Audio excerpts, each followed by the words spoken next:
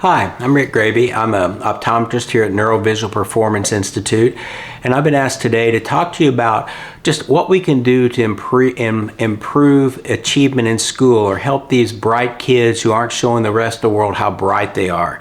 And that's probably 60 to 70% of the patient base we see is really, and that's my personal passion there. So many of these kids who are lacking visual skills will get mislabeled or misdiagnosed as ADD, ADHD. They may say you have a learning disability. They may say you have dyslexia. And I say all of those are valid diagnoses. But from a standpoint, there's these skills that you have to have if you're going to be a good if you're going to perform and reach your potential in school. We know 85% of what's presented in school is through the visual system. And the underlying problem is just because you have good eyesight and you can see things clearly, we think that means you have good vision and good visual skills. And it's similar. I use an example all the time. I said I could go into a Chinese classroom, I could see the words, I could hear the teacher, I couldn't make sense out of any of it. So you also have to not only get a clear image, and that's important, but then you have to be able to derive meaning from that image. You have to be able to direct your action, whatever that may be.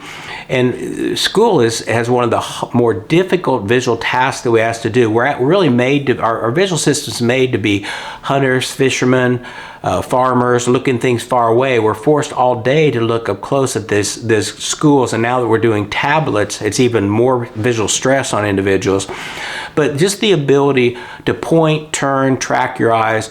We have tests, for instance, we can sit here and we can say, read a paragraph. When you're done reading, it will show us in real time how well the right eye moved, how well the left eye moved, how well they work together as a team, and it's all standardized. So we can say, how does that compare to others your age group?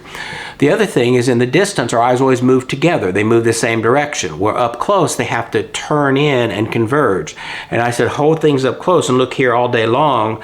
That's going to be one of the hardest things we have to ever do visually. We're asking these kids to do this before their visual skills are fully developed. It usually takes from birth to 15 to develop these skills. So we're giving them something that's really probably harder than they should be asked to do. Then in their spare time, they're doing the phones and the tablets on their own too.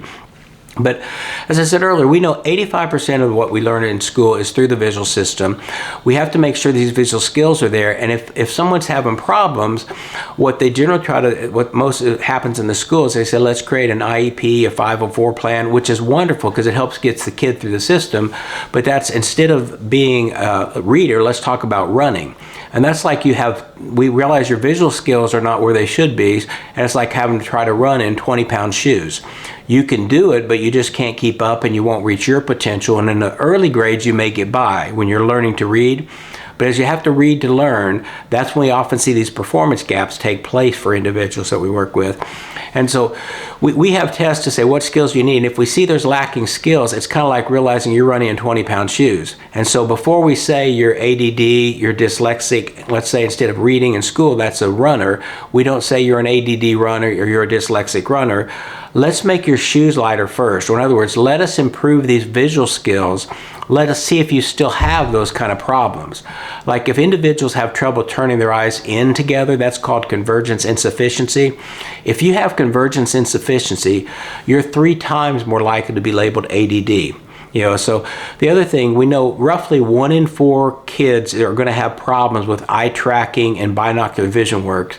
If you look at individuals who are having reading difficulties, information from Margaret Livingstone, who's a PhD in neurobiology out of Harvard, her studies will show 70% of kids with reading problems will have binocular vision dysfunction. And so, interesting enough, when we improve their visual skills, we see the reading takes off, as well as other aspects of their life as well. They just get things done faster, quicker, with less effort, and then all of a sudden school becomes less of a chore. You avoid the homework wars. They start having more confidence in themselves, so try more of these things. And so there's just so much more to eyesight. When you go to the eye doctor, we really do a great job in eye care of just saying, are your eyes healthy and can you see 20/20? but seeing it, understanding it, focusing from the board to the desk, moving your eyes across the paper, making sense of what you're seeing, being able to create these images in your head, all of those are skills, and those skills will vary greatly from person to person. We can test those skills, see where you are, and if there's dysfunctions or deficiencies in any of those areas, we can then go ahead and start a customized therapy program for you that will help get those skills up to where they need to be so you can reach your maximum potential. So hopefully this has been helpful as far as maybe tell you a little bit how the role of vision and learning. There's lots more information on that, but anyway, I hopefully get to chance to meet you soon, and I'll see you later. Thanks. Bye.